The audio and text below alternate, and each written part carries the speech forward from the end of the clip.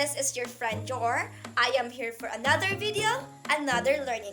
Keep watching! For today's video, I am going to share some knowledge about instructional materials. And without further ado, let's begin. A lesson is only effective as the material used to teach it. Teachers need to create effective teaching materials to ensure that students are learning to their maximum potential. And the tools used to convey information or test understanding is teaching materials. This broad category includes common classroom elements such as worksheets, videos, quizzes, and activities. When designing materials, teachers need to consider a number of factors. By taking time to consider educational goals and ways to create and deliver materials appropriate to the specific body of students being taught, teachers will be more successful in creating quality teaching materials that promote learnings.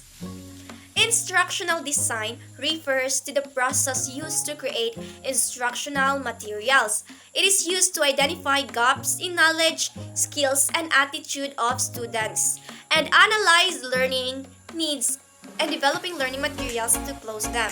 So instructional design helps give meaningful and effective instructions to learners in a way that they will make learning easier for them. So without wasting any time, here are some tips for you in developing instructional materials. First is we have instructional must be environment and child-friendly. So, it must be in any types of environment. They can acquire the instructional materials depends upon their environment. The next is know your audience or your learners. Third one is the clarity of content. It should be clear and understandable. Fourth is arouse students' curiosity by catching the attention or interest of students. The learning will be more effective in that way. The fifth one is help them to share experiences. It is like reflecting on what they have learned about the topic. The next is develop and instructional materials that help learning should be more permanent. We are aiming here for a lifetime learning. It has purpose. Then, define your objectives. To be followed by the flexibility. So, the learning or it should be flexible. Then, to be followed by consider different types of learning styles. Different like learning styles on how you're going to deliver it. Then, to be followed by present questions instead of answers. It will build curiosity.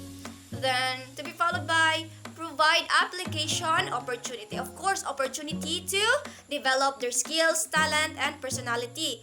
Then, to be followed by create learning partnership for students. They should know how to connect with other students. Then, last is evaluate the result. So, the result. Before creating instructional materials, we already conducted a result in our mind.